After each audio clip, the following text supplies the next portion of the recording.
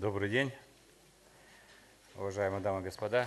Модератор очень хорошо изучил мою биографию, все рассказал. Правда, это было очень давно, я даже уже не помню, когда я последний раз перед студентами стоял. Но, тем не менее, я в этом зале вижу многих тех, которые вместе со мной преподавали. И я рад, что они также эту деятельность продолжают очень успешно. К сожалению, не часто мы видим наших спикеров и тех гостей, которые у нас сегодня в Астане присутствуют, поэтому, с вашего позволения, через определенное время после своего выступления я хотел бы покинуть ваше общество и присоединиться уже к другим дискуссиям с тем, чтобы продолжить наше общение вместе с вами. Уважаемые дамы и господа, позвольте поприветствовать вас от имени правительства Республики Казахстан на Астанинском экономическом форуме. Хотел бы выразить особую благодарность руководству Всемирного банка за поддержку и организацию данной сессии. Также выражаю искреннюю признательность нашим уважаемым спикерам и модератору, который начал очень хорошо нашу сессию. Сегодня мировая экономика вступила в полосу глубоких изменений, затронувших многие сферы жизни человечества и сегменты экономики. Точно спрогнозировать, какой будет новая мировая экономическая система в будущем, становится практически невозможным. Казахстан имеет как долгосрочные горизонты своего видения развития, так и среднесрочные планы, позволяющие гибко реагировать на изменения. Президент Казахстана Нурсултан Назарбаев обозначил долгосрочную стратегию развития страны «Казахстан-2050». Ее основной целью является вхождение страны в число 30 самых развитых государств мира. В глобальном индексе конкурентоспособности Всемирного экономического форума Казахстан в 2015 году занял 42 место, а в рейтинге Всемирного банка Doing Business 41. В результате реализации государством системных мер отмечаются положительные тенденции и в человеческом развитии. Увеличилась ожидаемая продолжительность жизни на 3 года, снизились показатели материнской и младенческой смертности, в разы сократилась доля населения с доходами ниже прожиточного минимума, а также уровень безработицы оставался в рамках прогнозируемого значения 5%. Однако ситуация в мировой экономике в последние годы вновь резко изменилась. Это актуализировало необходимость выработки адекватного ответа и практических шагов по нивелированию негативных сценариев, особенно для развивающихся стран. Во-первых, мы наблюдаем закат эпохи сырьевого суперцикла. Нынешняя ситуация получила название «новая нормальность», то есть период низких цен на сырье, высоких ставок и замедления роста экономики. Во-вторых, происходит трансформация мирового технологического уклада. Мировая экономика стремительно цифровизируется. Новые технологии вносят свои коррективы в экономические и бизнес-процессы. Данные тренды требуют учета в экономической политике страны.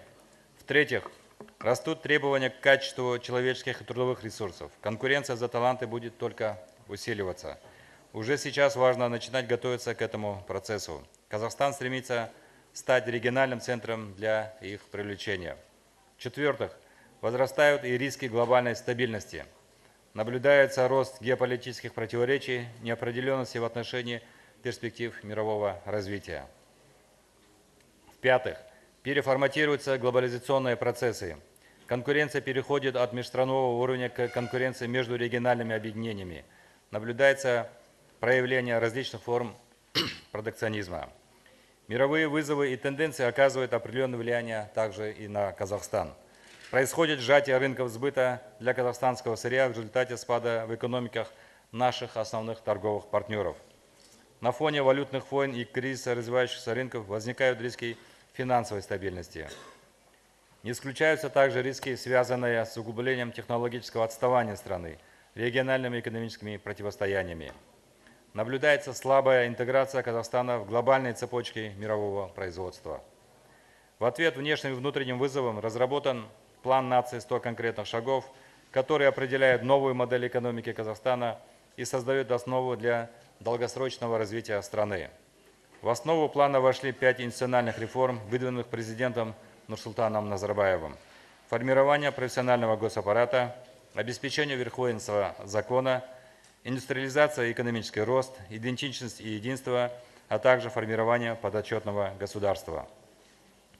В целом, новые стратегические задачи, а также стремительные изменения мировой экономики требуют системной корректировки и адаптации среднесрочных национальных действий к новым условиям. В этой связи главной задачей предстоящего этапа должна стать перезагрузка модели развития, которая предполагает следующее. В сфере государственного управления важно форсированное снижение участия государства в экономике, полный переход к принципам бюджета, ориентированного на результат, обеспечение верховенства права, укрепление прагматичной и проактивной экономической дипломатии. В области экономики и бизнеса предоставляется актуальным изменение модели экономического роста с полноценным раскрытием потенциала частного сектора и формирование основ наукоемкой экономики. Для этого необходим переход от политики большого скачка к политике последовательного экономического роста, от экономики спроса к экономике предложения.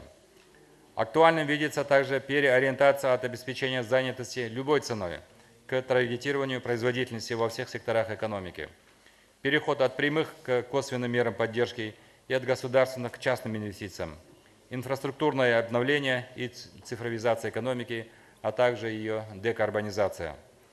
В социально-общественной сфере важным становится перераспределение ответственности государства, бизнеса и граждан, смещение акцентов в образовательной политике с предоставления знаний к привитию навыков, усиление адресности социальной помощи, укрепление казахстанской идентичности и сплоченности на принципах гражданства и патриотизма. Таким образом, в условиях новой мировой реальности Казахстану необходимо развитие устойчивых в долгосрочной перспективе драйверов роста, формирование новых и пересмотр действующих инструментов экономической политики. С учетом вышеизложенного можно выделить следующие приоритетные направления развития страны. Первое. Стабильная макроэкономическая среда вкупе с сбалансированной фискальной и монетарной политикой создадут благоприятные условия для роста и диверсификации экономики, а также станут основой для сильной и процветающей экономики. Второе. Эффективное государство и развитые рыночные институты. Главной целью станет формирование качественно новой институциональной среды, направленной на формирование благоприятной предпринимательской и инвестиционной среды путем проведения последовательных административных и институциональных реформ, развития конкуренции и нового класса предпринимателей. Третье. Новая структурная экономика, то есть формирование драйверов экономического роста в секторах обрабатывающей промышленности, АПК, услуг, формирования основ для развития отраслей будущего и внедрения инноваций. Рост производительности труда должен быть обеспечен за счет перевода трудовых ресурсов из менее производительных в более производительные сектора экономики, а также стимулирование перетока населения из сельской местности в города. Четвертое. Развитая инфраструктура, создание транспортной сети внутри страны для сокращения экономических расстояний между регионами, а также реализация транзитного потенциала. Пятое. Социальная инклюзивность. Данный приоритет направлен на повышение качества человеческого капитала и адресности поддержки уязвимых категорий населения. Преимущество мировой экономики будет на той стороне, которая наращивает потенциал четвертой корзины мировой торговли, то есть рынка интеллектуальной собственности. Шестое. Нация единого будущего. Стратегической доминантой новой культурной политики Казахстана является национальная идея «Мангелек-Ель», призванная консолидировать казахстанский народ. Седьмое. Казахстан в меняющемся мире. Данный приоритет направлен на формирование благоприятной внешнеполитической среды и развитие экономической и торговой дипломатии. Это будет способствовать сохранению и укреплению дружественных отношений со всеми странами региона, зарубежными государствами и международными организациями. Таковыми видятся общие подходы к среднесрочной стратегии развития страны, фундамента для реализации долгосрочной стратегии Казахстан 2050. Благодарю за внимание.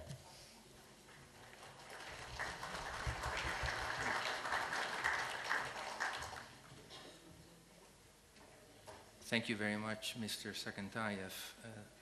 This presentation is a very good illustration of how big the challenge is and how broad a program and coordinated a program is if you want to adjust according to the really transformational changes that we are seeing at the moment in the world economy. And so there's lots of food for thought, and we are going to discuss that with this panel. So let me start introducing first the members of this panel. On my far right, but your far left, we have Professor Arthur Laffer. Of course, all economists and people with another background, they know that the Laffer curve was named after Professor Laffer, which states that under certain conditions you can actually increase your tax revenues by lowering your tax rates. But that's only one element of what he has done, and he is obviously a great tax expert in general. Next to him, we have Mr. Jacques Attali. Mr. Attali was at the start of many new developments and new institutions. He was the first president of the European Bank for Reconstruction and Development, the EBRD. He co-founded the European program Eureka, dedicated to the development of new technologies. And he has founded also his own advisory services companies, and he focused a lot on the new technologies, one element that was mentioned in the speech also. Then we have the Nobel laureate, Mr. Pissarides, very well known for his work on labor markets, and increasingly the link between labor markets and macroeconomic developments, new technologies. He has thought recently also a lot about structural change, and potentially he can talk about the resolution of the banking crisis in Cyprus, his country of origin where he was involved also. Then to my left, Amit Mukherjee. He is a lead specialist in the World Bank on governance. He has worked a lot on government reforms, whether that is tax systems or anti-corruption plans. But he has focused not only on the reforms themselves, but especially on the problems that you encounter when you try to implement the reforms, and what are strategies to be successful. And then finally, on my far left, your far right, we have Jesus Felipe. He's advisor to the chief economist of the Asian Development Bank, and he has worked a lot on structural change in economies and the role of industrial policy of governments. When can it be successful? When can it hurt? And if you have seen the program, then you realize that we are missing one person, that is Alexander Kwasniewski, the former president from 1995 to 2005 of Poland, has a lot of experience in international integration and resolving the geopolitical tensions. He really apologizes that he can't be here, but he has a very urgent meeting with President Nazarbayev at the moment.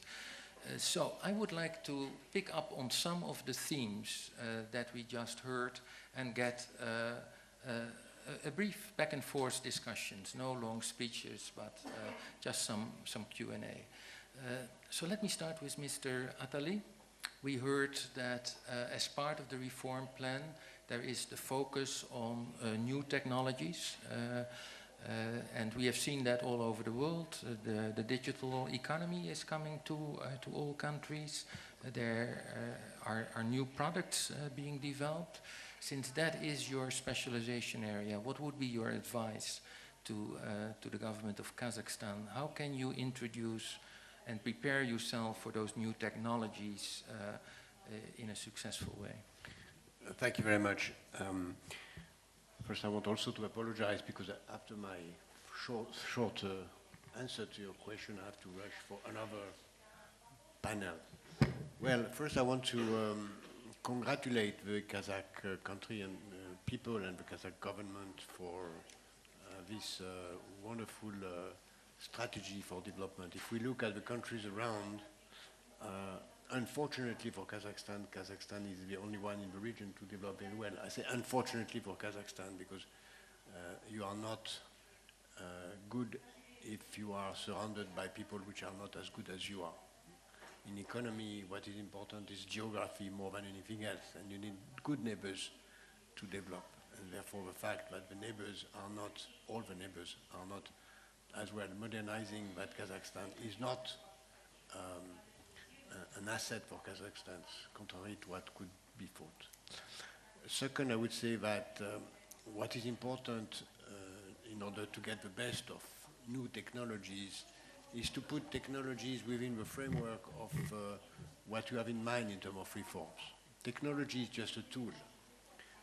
It happens by all means, whatever you want it or not, it happens by the world, and it happens mainly bottom up, but from the top. We have seen that, for instance, with a mobile phone, which came not from governments, but from people who use it, and mainly in countries where there is no hard lines, there is mobile phones developing because there is nothing to block the development of new technologies.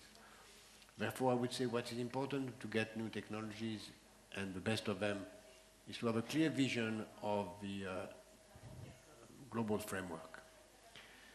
And the global framework should be based, in my view, on three main items. One is institutions. As it has been mentioned by the Vice Prime Ministers, you need to have clear institutions, clear governance, transparency, rule of law. And for that, technology can be used. Technology can be used to fight against rule of law, cyber criminality, etc., etc. But technology can also be used for the enforcement of rule of law. We have seen, for instance, some countries, and even here, that you can use technologies, even mini cameras, to help policemen to fight against corruption. And it's the way you see technology, it's just a tool. It's a matter of who is using it for what. Governance. And use technology for governance is something that can be done in terms of transparency and reduction of cost. The other dimension, which is fundamental, is to be clear on the fact that reform create winners and losers. And technology is there for that. We know that from 10 centuries in Europe that there are people who lose from innovation. People from older technologies are losing for the introduction of new technology. It's a fact. And you have not only to accept the development of new technologies, what an Austrian economist called destructive creation, is a fact. You have to accept it. But you have to put that within the framework of finding a way to explain it to the people and to find a way to propose to the losers something in which they can be part of the winners later. It's why explanations, transition, and education is so fundamental. It's why reform should work on two legs. One is mobility, and the second is helping the others, the losers, to be protected.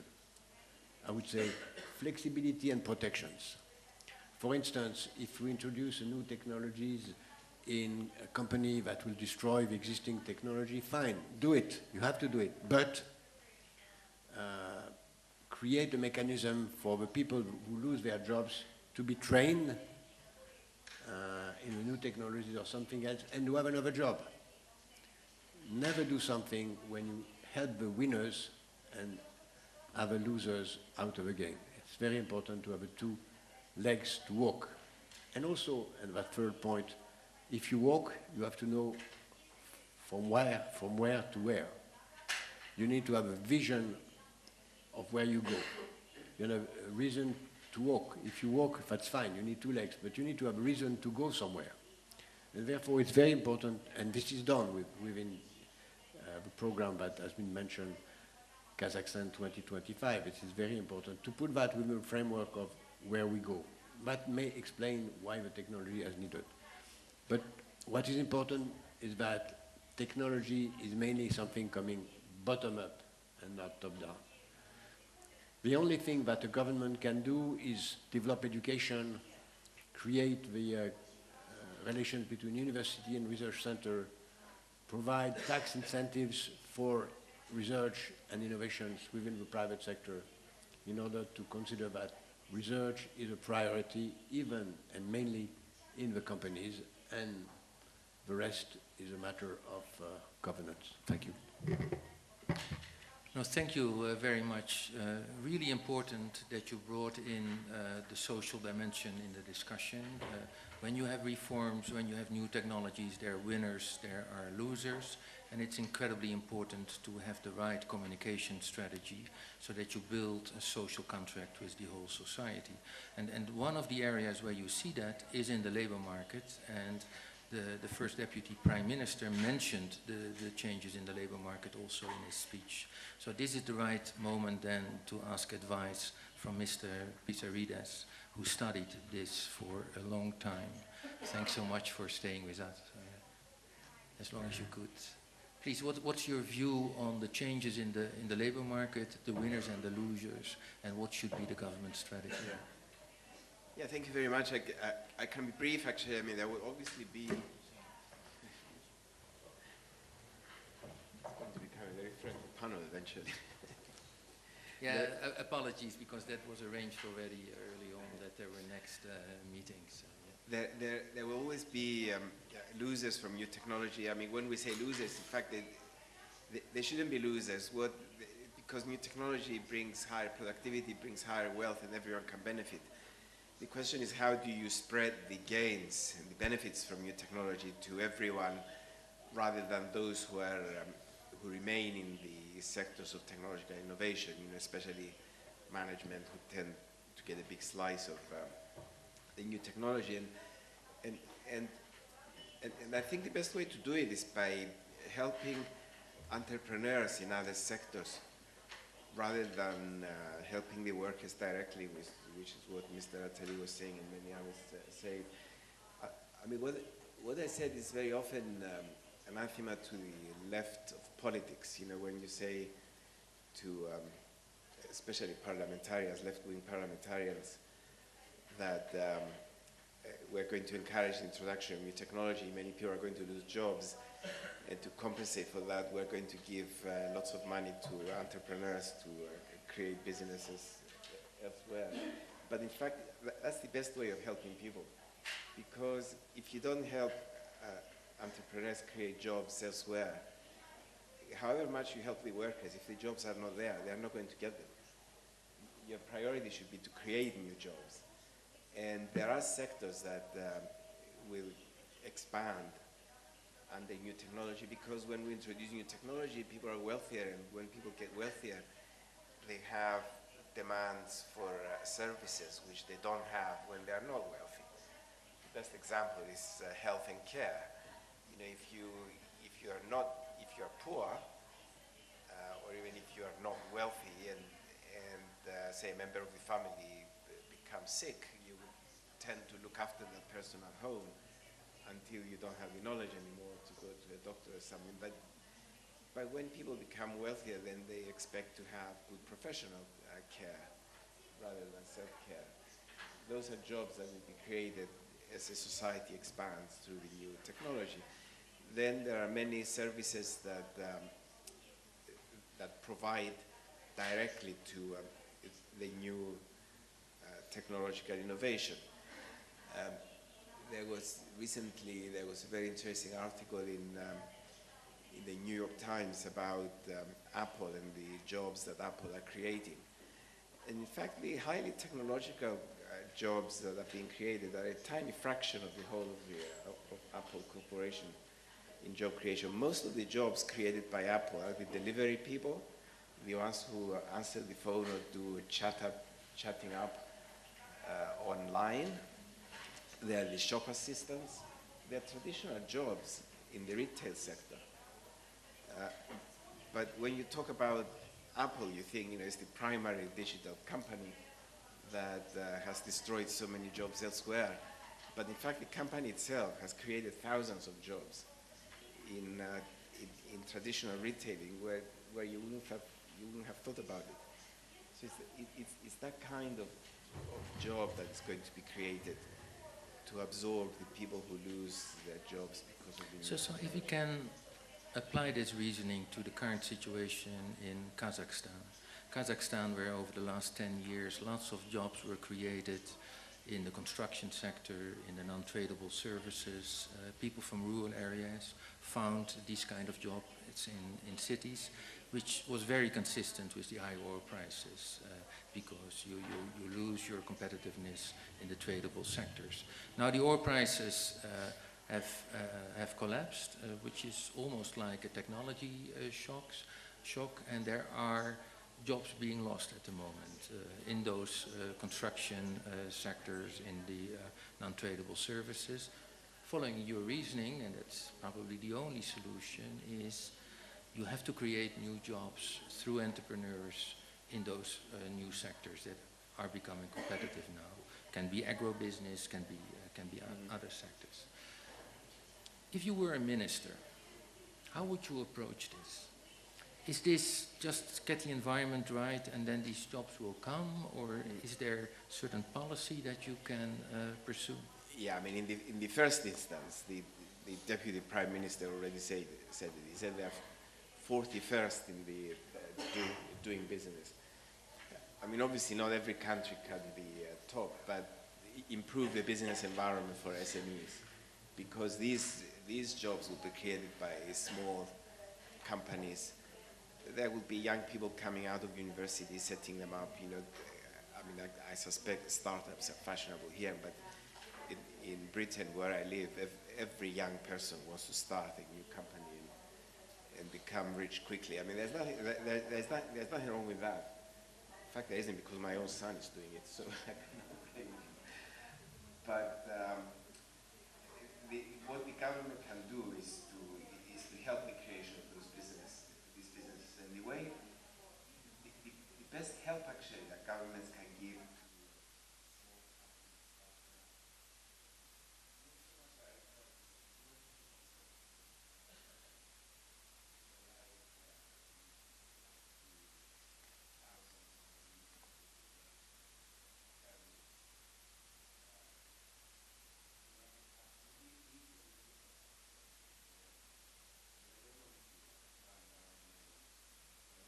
origins, but someone was telling me that they wanted to start a company in Greece before the recent reforms, which haven't been implemented very successfully, and he needed to get 53 different permits from government departments. Well, I mean, you know, what kind of help is that to new companies? You know, in that respect, I suspect Greece is a lot lower than 51st in doing business, probably 60s or 70s. That's probably where it is, yeah. So that's in the first instance.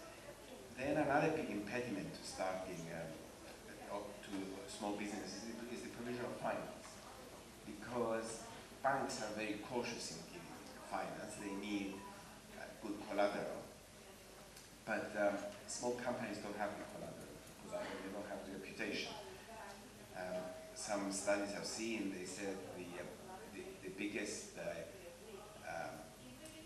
factor that you have in helping the creation of new businesses is a big inheritance. Like the uncle from America dies, you inherit the wealth that you accumulated there because he doesn't have children, and what do you do with that money? You start a company in your own country. So that is a typical story that we hear about. Well, that shouldn't be like that, because those are chance events.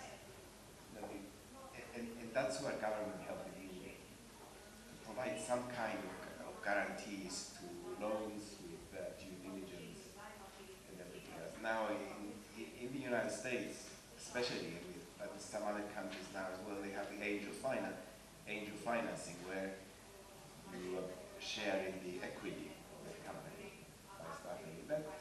That's a very good development if you were to happen here. Banks are not always good at valuing new companies. But that's the kind of you see, basically, my view is that there is an entrepreneurial spirit in everyone who goes out into the market. And the biggest contribution of government is to help unleash that spirit. And you develop it on your own, and you succeed. And it's not, I mean, I refer to politics again. It's not, despite what parliamentarians, especially in Europe, right, here say, that this is neoliberalism and so on and so forth. In fact, it's not, because it helps the people who get the jobs through the job creation, and if the company is more productive, it will pay more. So it's much more equitable than what you find in countries with a lot of regulation. Thanks a lot, Professor Leffer. This morning I participated in this investment forum organized by The Economist, and it was all about attracting international capital, preferably in those new sectors. You can call it unleashing the international potential that a country has. And it's part of the strategy also of investing in new sectors. How important is tax policy in inviting these foreign investors, or is that only minor because they're mainly concerned about problems in the regulation or the overall uncertainty? Thank you very much. If I can, I mean, when you look at Kazakhstan today, I mean, they've been extraordinarily successful in attracting foreign investment. They've been extraordinarily successful in creating economic growth, at least up until the last couple of years.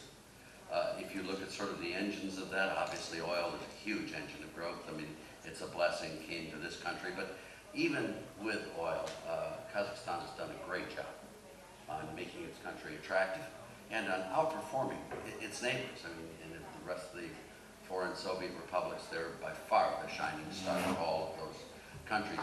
If you look at the educational level of the population here, it's quite amazing. It's very high. If you look at the taxes, now you mentioned taxes, Hansen, it's true. They've got a wonderful, wonderful tax system. I've rarely seen a tax system as good as this, maybe Hong Kong. But this is a fantastic tax system. What they've done with the economic growth is paying off the IMF early. What was it, 7 years early? They've done that. They have created a whole package of policies, taxes being one of them, that has made it very attractive. Where Kazakhstan today stands, in my view, is the problems that they face in the future with the falling price of oil. You have a lot of challenges. I think the first real challenge from that package standpoint is not doing something wrong. Primum non nocere is the phrase we should use here. First of all, do no harm. And with the tax system, any changes in the tax system here, the probability, if you push that through a political process, the probability is they'll probably make bigger mistakes and make things worse, not better. Take a look at the monetary system that's happened in Kazakhstan. Up until a couple of years ago, they had a convertible currency that was pegged. They've unleashed it. They've had a decline in the value of that currency. What you've seen happening is inflation has come to Kazakhstan. I think it was a big mistake unpegging the currency, to be very straight with you there. If you look at some of the issues coming forth in Kazakhstan, for example, privatization. The government has had a great deal of wealth. The government has taken over and really runs a lot of companies.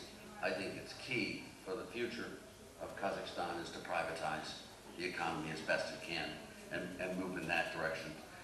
There was one consideration that's being done today here in Kazakhstan is replacing the VAT with a turnover tax. I think that would be a huge mistake.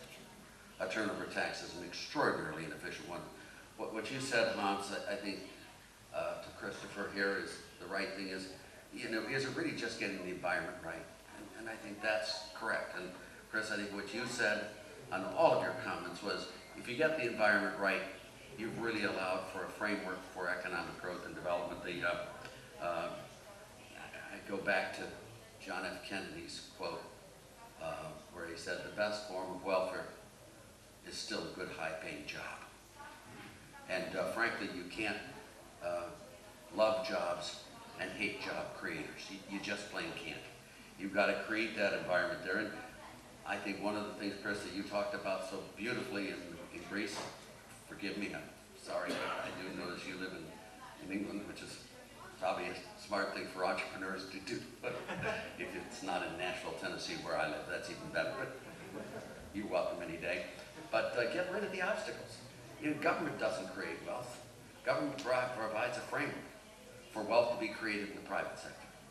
You know, my hero president said one side of the equation, you know, government isn't the solution. Government is the problem. But there are many areas where government is really potentially the solution. And it's finding that right balance between government and private that's really so critical. And when you look at Kazakhstan today, I think what we've all talked about so far is it's the whole package of environment. Low rate, broad-based flat tax, spending restraint, sound money, free trade. There's nothing more critical to a country than free trade, especially a smaller country like Kazakhstan. And lastly, minimal regulations. And then once you get that framework, get the heck out of the way and let the market solve its own problems.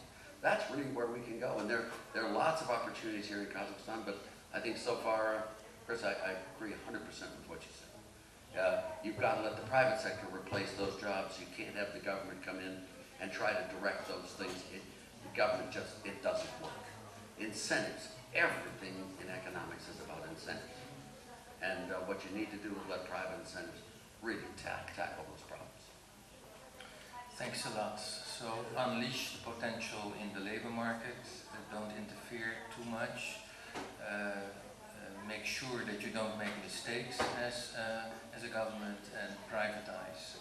So now I have to turn to the other side. How does that link to industrial policy, which might have been successful in quite a number of countries, and intuitively many governments feel attracted to? So here's Felipe, give me your insight there. Very interesting topic, because as you know, the term industrial policy has a negative connotation, has had tremendous negative connotation in the world in the last 30 years.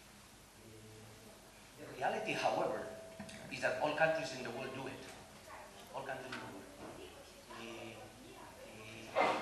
Despite the mistakes, which is really the key, what tends to be highlighted and the reason why the term industrial policy became really a dirty word. As a student of development, I do not know a single case of a country, certainly nation, which is the region that we're in, that has succeeded after World War II with a significant dose of industrial policy. There isn't a single case, there isn't a single example of a country that has succeeded. So this turns to be a subject that really polarizes economies. Those are pro and against it. I think in the case of Kazakhstan is also very, very interesting due to the peculiarities of the economy. Some of the issues that we have been discussing. A tremendously undiversified economy, depending on oil, a very small, relatively small tradable sector, and a transition economy. Do not forget something that has not been mentioned, that this is a country that is still learning how to be a market economy. This is a country that has been a market economy probably for 25 years. Before that, the system, the political economic system was a completely different story. This is a country that is trying to learn what England has been doing for 250 years, which is be a market economy. Jacques Attali was talking before about institutions. Institutions is something that takes decades, hundreds of years to develop, especially the institutions that underlie what is a market economy. So with this background, I think it's important to really, and I follow the points of Professor Lapper here, really to really qualify what I think industrial policy should not be. And this is again the reason why it acquired a bad name in the world, which is this idea of picking winners, governments picking winners, in particular for political reasons and doing away with incentive markets. That should be absolutely clear. Now, having said this, I think there is a case, and I say this because I know the experience of some of the Asian countries, the one that we call the successful countries in the region, the Korea, the Japan, that really did a lot of industrial policy. But then I like to use the term modern industrial policy, which is slightly. It is basically about a series of actions. It's about a series of actions to create mechanisms to accumulate learning and capabilities. And it's about what Professor Pisariades was talking about, which is a structural transformation. It's this idea of sending workers out of sectors of low productivity, typically agriculture in the long run, into manufacturing and services. And here, the important thing here is that this is really ultimately not the business of the government. This is about firms. Firms do this. That is, when we talk about things such as the structural transformation, the structural change or productivity, this is not the government, it's really firms. When firms produce goods, governments do not produce goods. And basically, most increases in productivity that you see in market economies from the tradable sector. It doesn't come from barber shops. It doesn't come from waiters. It doesn't come from buses. Well, these are the non-tradable sectors of the economy. Productivities come really from diversifying the economy, upgrading it, and really having a tradable sector. And this is really what ultimately firms do and what a market economy is about. So what do you need? What do you need for any kind of industrial policy to succeed? Define the way I just did, which is this idea of mechanisms to increase capabilities, etc. Well, what you need is a very competitive environment. This is why industrial policy in Korea and Japan succeeded. There was heavy government intervention, but in the context of a very, very competitive market. That's basically what the Koreans did during the 60s, 70s, and 80s.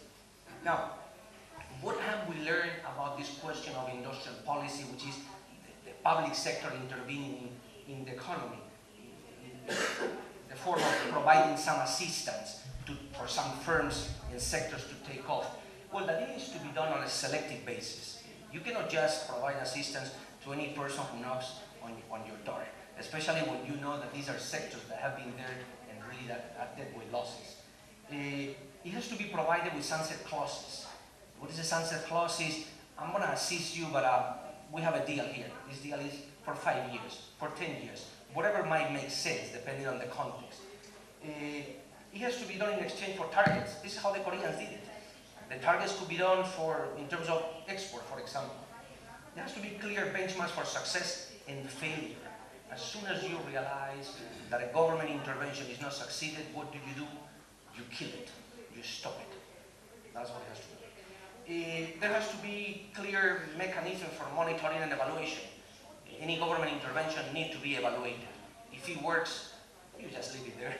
And if it doesn't work, I insist, you stop it. And very, very, very important that as a student of what happened, for example, in Korea and Japan, there was magnificent coordination among ministers.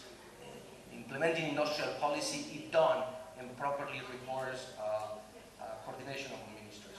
I think it's very important. I want to stop here to remember this, how I began. Which is that this is an economy that ultimately is still learning what a market is. Remember that before 1991, the political and economic system was absolutely different. It's still, as we heard at the beginning of this panel, is searching for a model. For the success of development in this business that we call development, institutions do matter. This is one of the areas that our economists have been working on in the last 20 years, but I insist the institutions that underlie the market economy are not developed in 20 years. Thank you very much. Thank you, Ula. So it's not completely black and white, and you pointed out one very important point, the sunset clause. One of the problems in countries that use the infant industry argument, for example, is not so much the support in the beginning, but the fact that there is no exit strategy, and it becomes really a burden on the economy. And at some point, I want to go back to the professors on my right-hand side to get their insight in what happened in Korea and other Asian countries. Is that despite of their policies, or was there a role of the government strategy? But I want to touch now on one additional element in these reforms, and that is the actual implementation of reforms. It might look all wonderful on paper. You might have a tax system that is simple and fair, but that is not reality. In Western high-income countries, you often see complicated tax deals with multinational companies, and then suddenly reality is very different from the system. What you see in other countries often is that there is a very favorable environment, but when private companies become very successful, then suddenly the government knocks on the door because perhaps those are excessive profits, and you see in reality things changing also. And the best person to talk about those challenges in reality, as I said, is Amit Mukherjee, who is focusing a lot on the implementation. And I would like to hear some very specific advice. How do you go about it, that you avoid that what is good on paper is bad in reality? Thank you, Hans. Now that we've moved to the left of the stage, literally speaking, not philosophically, it was very refreshing actually to hear what Mr. Sagitar started off with, and then to listen to Mr. Atali, Professor Laffer, and Professor Savides. We have a saying, when those of us who work in development and happen to work in economics and governance and the intersection between the two, the saying is that at the end of the day, all policies are about implementation. So whether you're talking tax policy, whether you're talking other forms of policy, ultimately what counts is implementation. And I think it's a good time really to draw your attention to what's on the board above on the top corner. 25 years of the Republic of Kazakhstan. This is a young country. It set up institutions that it never had to set up unless it was an independent country. And when I look back on how far Kazakhstan has come from the time it became an independent nation, I think all of us in the World Bank are pretty humbled by that, because there were a small group of us who worked with the policymakers here in the early days, and we remember those days before the oil money started flowing, before the recent structure of the economy. And for us, the experience then and the experience from other countries around the world, I think highlights 5 S's, if you like. First of all, sequencing of the reforms and policies. Kazakhstan has always been an ambitious country, and I think the most striking and most recent manifestation of that is the 100 Steps program that the government conceived and is beginning to implement from last year. 100 Steps actually is an enormously ambitious program. It's an enormously complicated program, and the test is implementation. So sequencing and prioritization is the first lesson that we have taken away, not just from this country, but from other countries. Second, stamina. The changes that we're talking about, the challenges that Kazakhstan is facing today, are not things that can be changed by the stroke of a pen. Some of them are, their policies. But if you're talking implementation, if you're talking results on the ground, you're looking at the medium term, and in some cases at the longer term.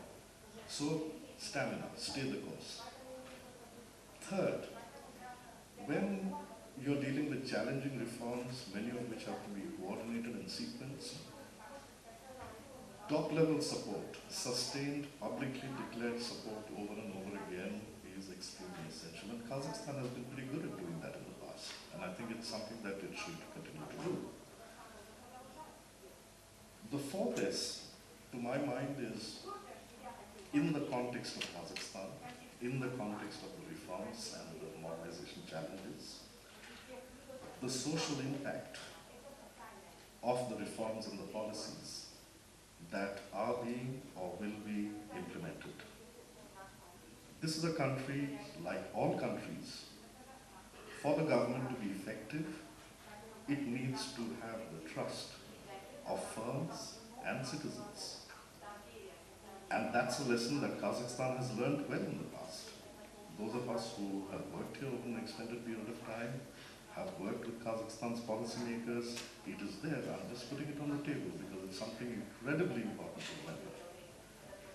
And the fifth S if you like, is success.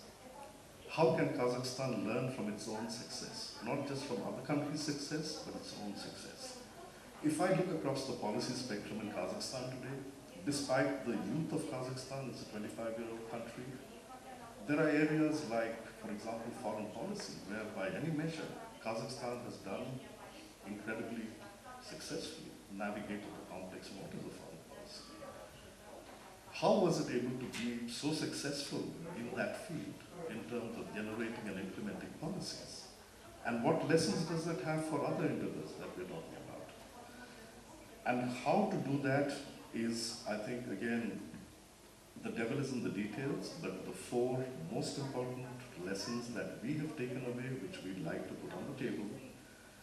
Number one, whatever be the policies that are being implemented, monitoring their implementation.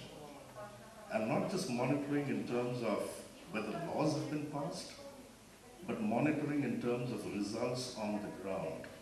Through surveys, for example, of firms, of individuals, to see how their lives and their work has been impacted by the reforms.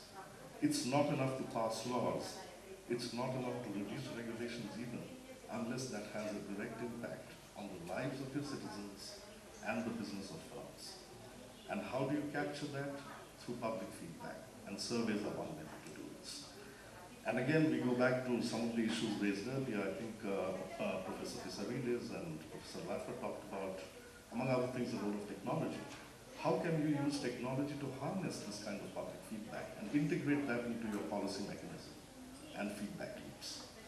Second, to make this happen, you need to measure results. How do you define results for the policies that you adopt and implement? Again, I go back to the 100 Steps program. It's an excellent illustration. A lot of the results there are about, have we passed this law? Have we amended that law? Are those really the results you want to measure? Or do you have to have more thinking to transform them into outcomes and impacts on the lives of your citizens and firms and investors? And that takes a lot of thinking, and that thinking is very much here in Kazakhstan. It needs to be brought together and strategized. Thirdly, and this again also has been referred to, simplification of regulations and of the regulatory regime. I'll tell you a little story that happened to me actually in the early days in Kazakhstan, where we were helping to do the same things. We were talking about the importance of simplifying procedures, simplifying regulations, the need not to keep everything in paper files. And one of my young colleagues was a servant here, got very upset, and he said, you know, we agreed to destroy all these papers and documents, not a problem. But I think we should keep a duplicate copy just in case the audit needs it next year. Now this is the kind, it was a very valid question, but it's the kind of mindset that needs to change. And for that to happen, the third priority that I'd like to put on the table for you to think about is that how do you want to get to an efficient and responsive state that is built on an empowered civil service and an empowered public administration, which is not afraid to take decisions, which is not afraid to sign documents, which knows that small mistakes will not be punished, that people will be given the chance to grow and take decisions. And lastly, if I can be so bold, once the why and the how of implementation is thought through, there is one other point that my friend from the ADB mentioned, which is also incredibly important: flexibility. Situations will change. You can put a strategy in place, you can have the best implementation plan ever, but 2 years down the road, if objective realities change, you have to be able to adapt. And so, how do you build in flexibility? And that goes back to the issue of an efficient, responsive, nimble, and agile public administration. So let me stop here and repeat the one thing that I think is most important: monitoring, effectively set up results, so that you can capture the impact of your policies on the lives of your citizens and your firms? Thank you very much. Some people call that the science of delivery, very important. So we already have a very rich discussion. It focuses a lot on the role of the government, and I want to come back to that. Let me add two thoughts on that, and stepping a little bit outside of the borders of Kazakhstan and talk in more general terms. One thought is that the distinction in reality between the government and the private sector is not as big as sometimes we think. It is true that sometimes you have a government that owns the private sector, so then you have a clear-cut case, but there are many cases also where the private sector owns the government, and in this region there are lots of economies where there is a lot of economic power concentrated in oligarchs. So that's one element. The other element is the role of the government in the financial sector. It hasn't been mentioned a lot, but as a result of the really big changes that Kazakhstan is facing, and as a result of what I would see as really an unavoidable depreciation of the currency to get the prices right in the real economy, there is a significant vulnerability in the private sector. And there's a tendency to underestimate that. Now, we have seen the role of the government in the financial sector after the 2008 crisis, and there is a debate possible on how you should approach that. So those are two elements that I want to add to an already complicated discussion. But before I get back to the people in the panel, I want to give you the opportunity to turn you from an audience into participants. And please, I see at least microphones on the side, and formulate your contribution in the form of a very short question. And then we will see how much appetite there is and collect some, and then I want to go back to the panel.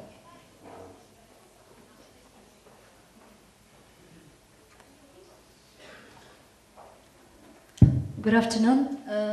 May I ask a question? Yeah, I think the Q&A session. Please state your name. And, my name is Aidana, Eurasian Resources Group. Quick question. Well, first of all, thanks everyone for participating in the panel and for interesting discussion. Quick question to Mr. Arthur Leffer. You've mentioned that two of the recent policy developments in Kazakhstan, namely the unpegging of the Kazakhstani currency and the upcoming introduction of this turnover sales tax, like the hugest mistakes ever. I would be grateful if you could elaborate on this and maybe share your thoughts on that with us. Thanks. Great. Let's check whether there are more questions before we go back.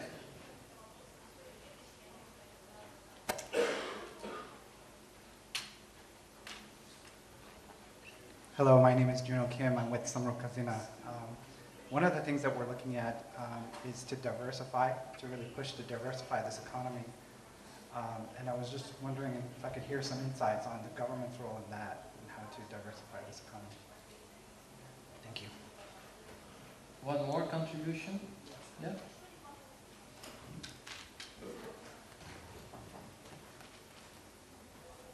Hi, my name is Christos. I'm also from the World Bank. I wanted to ask a question on this macroeconomic policy issue. And I guess it's to Hans and also to Professor Laffer. This period of transition, this period of adjustment to low oil prices, what are the right macroeconomic policies? And actually, do they have an impact on the country's ability to diversify? Where is the connection between the two? Thank you so much. Okay, let's start with Professor Laffer. The unpacking of the currency. I would have a question about that too. And then the tax reform. Why were those bad decisions? Let me just start off that I don't think that Kazakhstan has a sufficiently large market to be able to support an individual currency in a global sense. You're going to get changes in terms of trade when currency changes, and it's going to lead to inflation, change the price level, which is exactly what I think has happened with the devaluation here in Kazakhstan. Along the lines of my colleague Bob Mundell, I think the currency area is much larger than Kazakhstan, and should therefore be, Kazakhstan should find its sort of rightful place to peg the currency, whether it be with the dollar or with the pound or with the euro or with the ruble or with the renminbi. They've really got to do something to make sure that they keep the moneyness of money inside Kazakhstan well. And I think their drift on unpegging is exactly the wrong way to go. You may want to change the pegs, but you really do not want to unpeg this currency. It's just not a large enough market area to have its own market union, number one. On the turnover tax is a highly distortionary tax. It hasn't really existed in modern day. It used to exist in Germany in the 18th century. I found it existed in Guam and the Northern Marianas in 1980. This is a relic of long times past.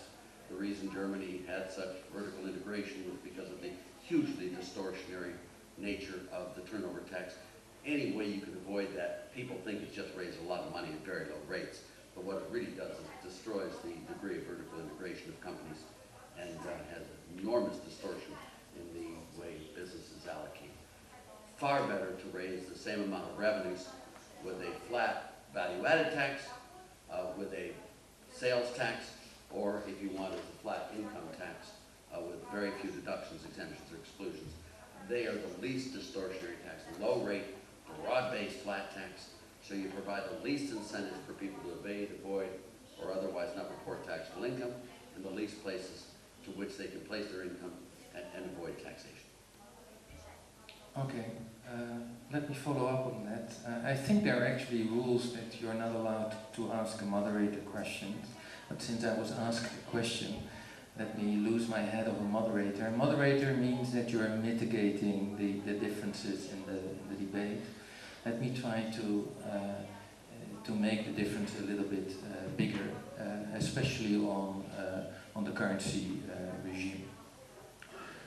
I think it would be incredibly harmful if Kazakhstan would have continued the old regime in an environment where the oil price collapses.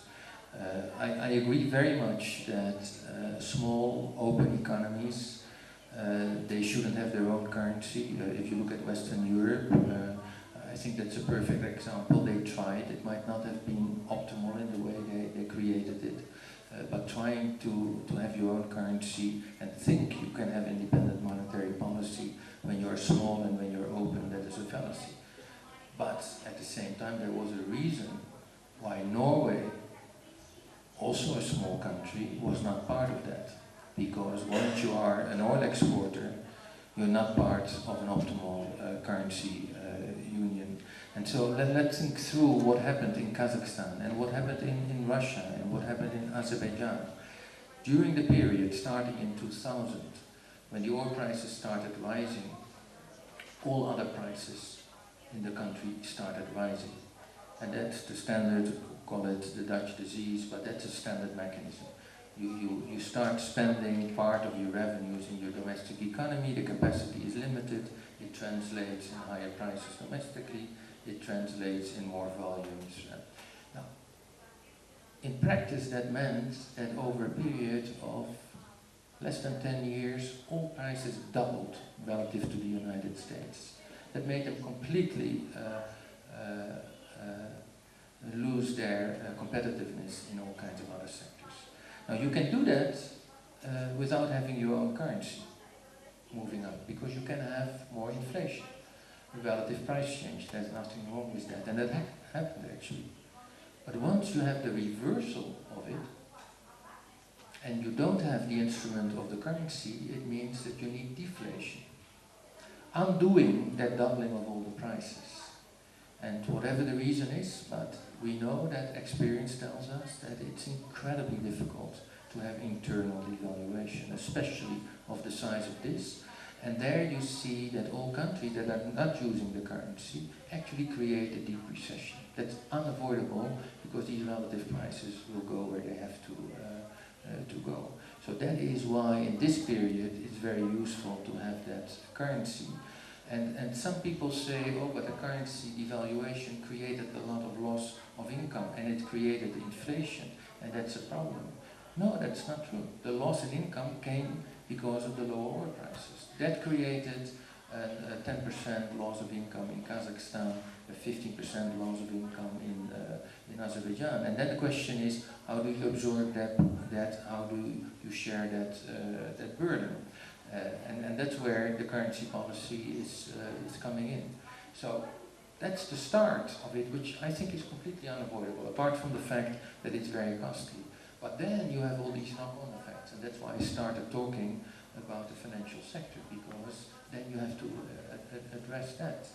But there were more questions. Sorry for losing my head as a moderator. Yes, we want to have debate. So the please, debate. please. You're completely correct. You've got to find a way of changing the terms of trade, especially when you have a price of oil happen like that. The way we did it in the United States in the 1980s was we had a doubling of the value by appreciation of the dollar. We withstood. We didn't have any inflation, and we had the terms of trade change dramatically. But at the same breath, you're talking about losing the convertibility of the currency as a medium of exchange, and you have this trade-off. I think a judicious suspension of convertibility and then a repegging maybe make a lot more sense than having a floating rate here in Kazakhstan where it depreciates. Yeah, so You're trying to get the best of both worlds, and we both understand both sides of the problem. And how do you minimize the damage done by either, or maximize the benefit done by both? Yes, and that depends on the volatility of the oil price itself. Exactly. Whether you can have a strategy like that. There was another question on the topic that we had been discussing already for quite some time. How do you diversify an economy? Let me ask Professor Pisarades to take another angle.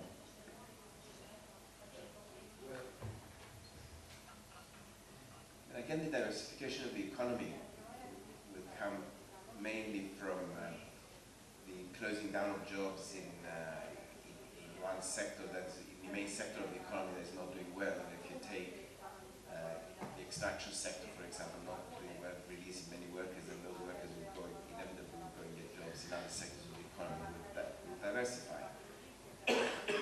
Now, there are cases where the government could help the development of the sector, the best one being agriculture, because it involves land or a lot of capital. Finance might be a problem.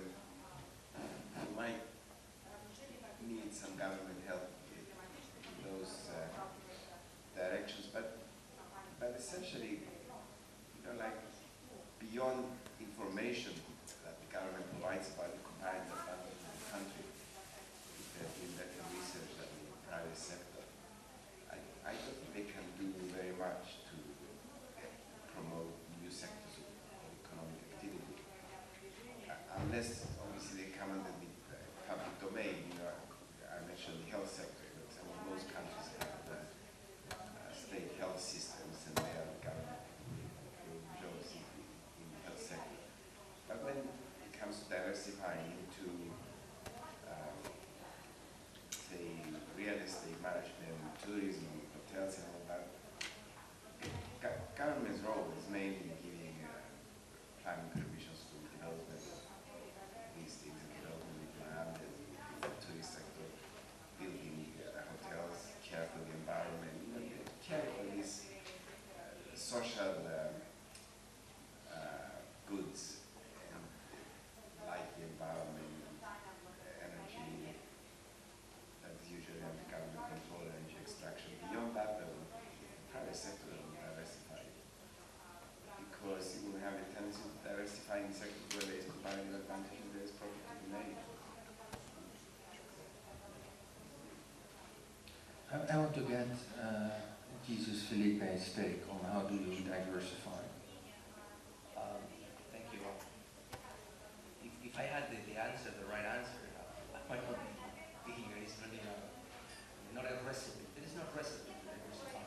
But the first thing I want to do is to really stress what we're talking about. Diversifying is something that firms do. Let's not mystify what this word means. Diversify diversifying simply means expanding the range of goods and services that an economy produces and provides. In a market economy that is done in the private sector, like first, it's about suddenly I start producing mice, and ball pens, and chairs, and tables, and the millions of goods that firms produce. Let's not mystify what this is about. And that is done, obviously, privacy. Now, having said this, let me make a couple of points. Because when we're talking about developing economies, this becomes a big issue, much more than one is talking about an advanced economy.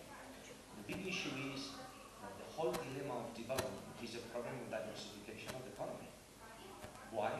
Because diversifying an economy, historically we know, has been a very slow process. Very slow. Okay, that takes many decades. Just look at the statistics. And basically, at the expense of simplifying a bit, countries face the following dilemma. Is what are the products and services that I can produce successfully if I'm going to diversify? And the answer is relatively simple. Option number one is I move into products and services that are very similar to the products and services that I'm already producing, that I'm good at, that I have comparative advantage. But this tends to be the same type of products. So the whole dilemma of development is how do I jump into products and services that give me 3 times the wage rate that I have. In other words, that are much more productive and move up in the development ladder. In other words, the whole dilemma of development is how do I move from my workers earning $1,000 a year to $40,000 a year, like in Germany or the US. That's the whole dilemma. And when you are a poor economy and you watch on TV there workers out there in Germany making $40,000, is basically you say, I want to produce the same range of goods and services, and those are what? Well, those are BMWs and Mercedes and cement machines. That will give you $40,000 wages.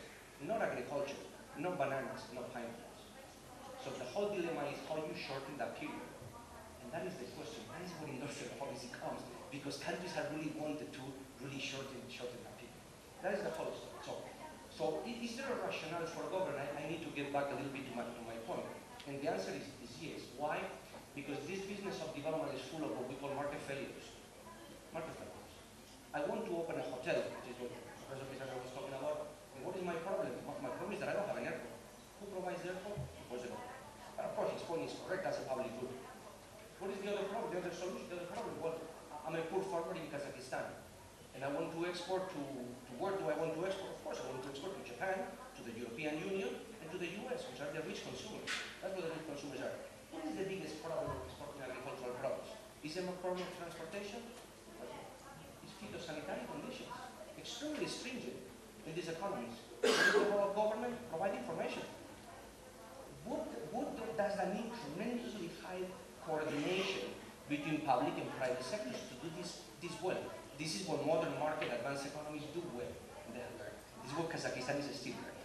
What is the other problem? And going back to the question of firms, well, just visit any firm in Kazakhstan.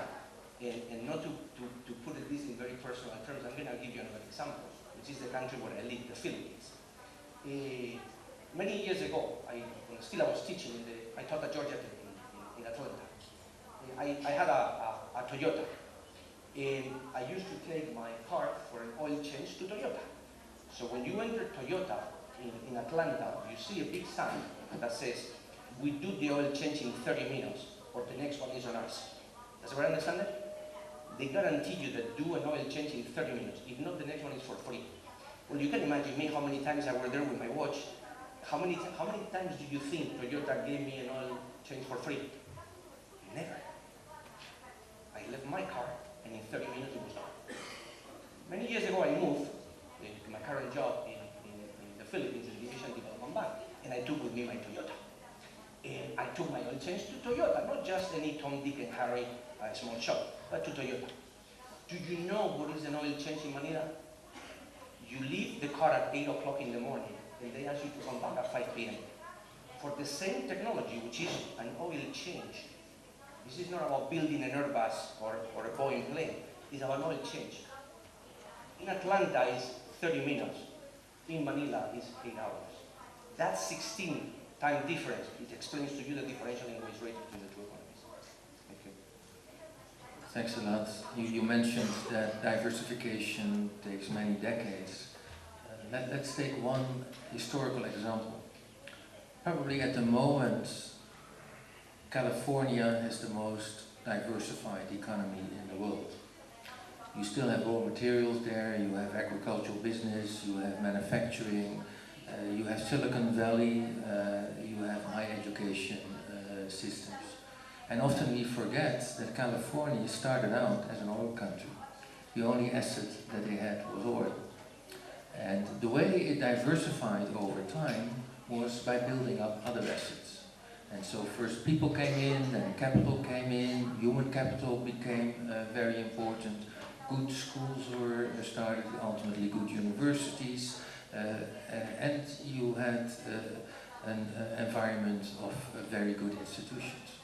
And that ultimately creates a situation where your assets are very consistent with a much more diversified economy. That's one of the reasons why it takes such a long time, probably. Trying to diversify by not changing assets but immediately interfering in goods or service markets is never successful, probably.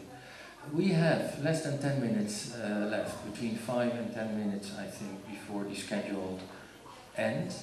I want to give you one more opportunity to ask a question, and then I want to have one final round here on the panel side, each 1 minute for a final observation. Can we have a microphone here? We have 2 questions.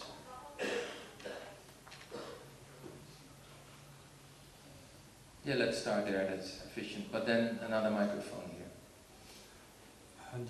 Dear panelists, my name is Irbal Khanbek, I'm from Nazarbayev University, and we're currently working with World Bank on modeling the effects of decarbonization for the economy of Kazakhstan.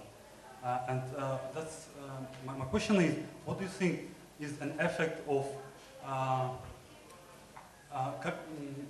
the commitments that Kazakhstan have taken to reduce greenhouse gas emissions to the diversification of economy of Kazakhstan, and how these whole activities could affect economy of Kazakhstan, will be positive or negative?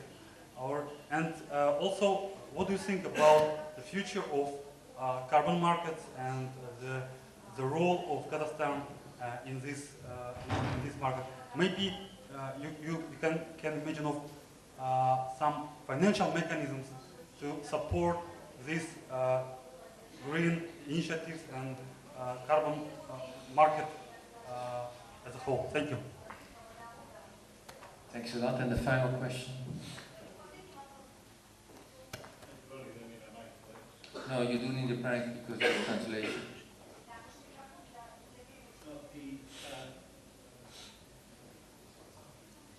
Now, Jacket Ali mentioned that Kazakhstan is a good place in our name.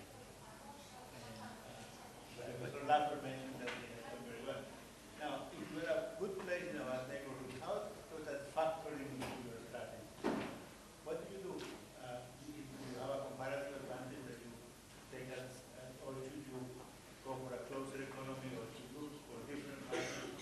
The question is, what do you do when you want to do good in our name?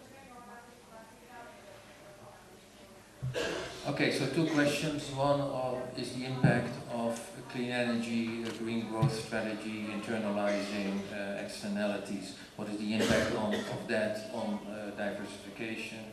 And then what do you do with your strategy when the neighborhood is not really working? So my proposal is that we have one final round, and I hope that these 2 questions will be addressed in these final thoughts. Professor Leffer. You want me to start off on the final round? Yeah, then let's incorporate the answers. I think diversification is greatly overrated.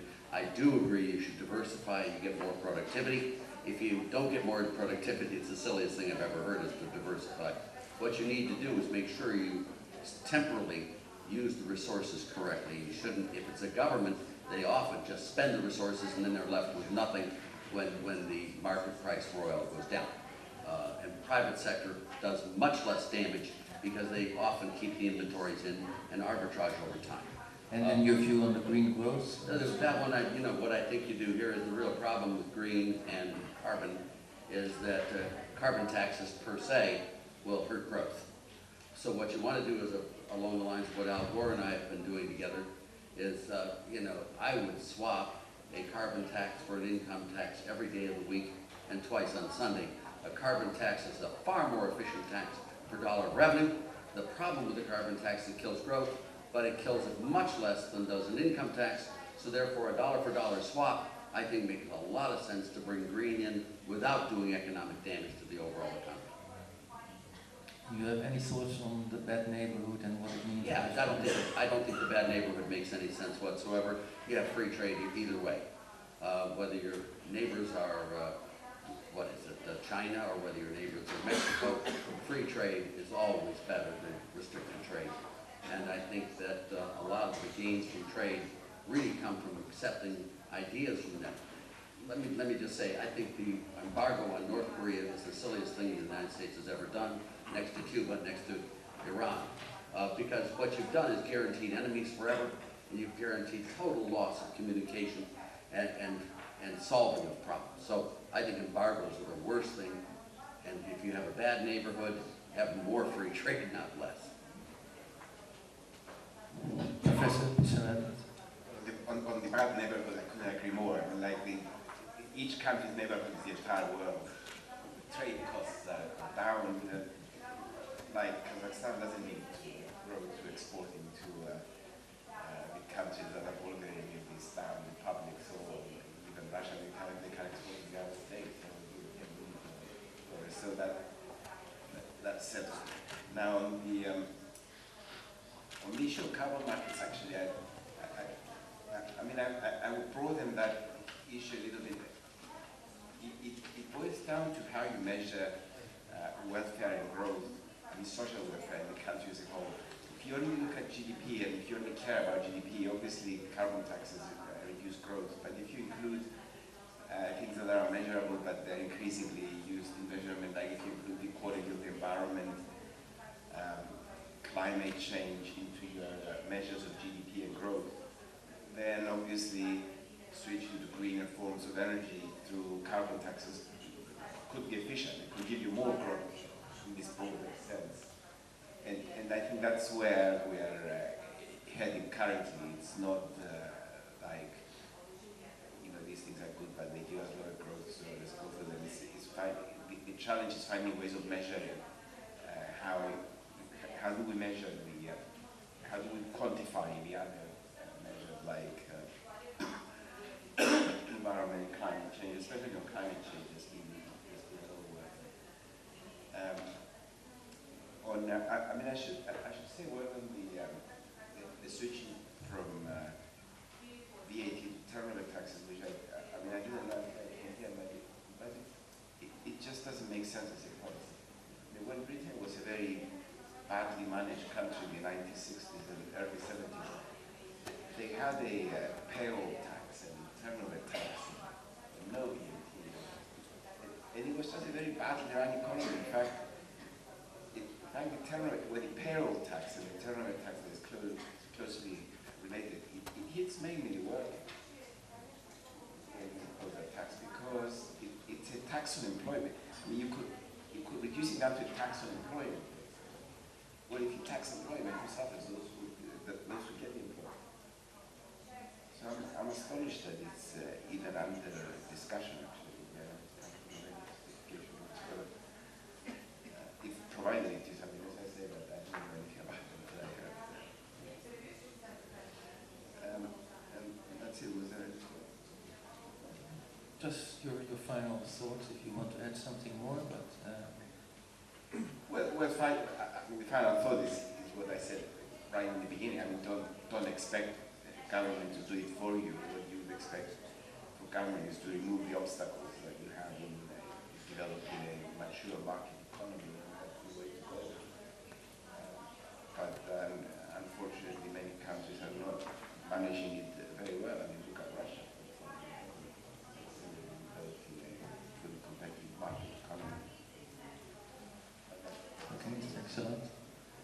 Amit Mukherjee, your final thoughts? I know we're running out of time, so just 5 kind of brief points. One, context is everything. So in the case of Kazakhstan, it would mean that pay attention to implementation, get the implementation right. Sometimes it's better to do things well rather than do them quickly, because Kazakhstan has a penchant for rushing for the next new thing and then paying for it afterwards. And it's especially important at this time and in this context. Number 3, focus on results, the real results. Not whether laws have been changed, not whether a policy has been written, but what is the impact on the lives of the citizens and the business of firms. Measure the right things. Number 4, monitor success through surveys and public feedback from your citizens and firms. And lastly, change management, communications and outreach to your citizens and firms to build trust and feedback, and inside the public administration to change mindsets and empower your wonderful civil servants. Thank you. Jesus Felipe, final thoughts? Thank you. Very, very briefly. I mean that just to spice the discussion with some slight disagreement, as I said before, two notes about we know empirically that I think is very, very important, which is diversified economies are much richer than economies that are very, very fixed in production structures are very concentrated, in particular in pregnant commodities. So I really think that the road to the development of Kazakhstan is expanding the range of services and uses. And number 2, on the question of neighborhood, I wouldn't phrase it in terms of having exactly bad neighbors. That the reality of Kazakhstan is that it's a landlocked economy, heavily landlocked economy. But it's not Switzerland. Switzerland's neighbors happen to be France, Italy, and Germany. They are, first of all, very, very rich countries. There's the demand for Switzerland's products there. And number 2, they have access to the sea. So Kazakhstan's problem is that it faces tremendously high transportation costs.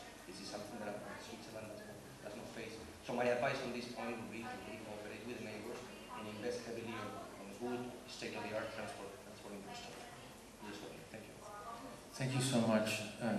I think it is good that there is no complete consensus. The role of the Astana Forum is not to get consensus, but to get clarity about the different views. I want to thank everybody of you for coming here. I think it was the right choice to come to this session. I want to thank the panelists for a very lively debate, and I want to thank the First Deputy Prime Minister for sharing his strategy with me. Thank you so much.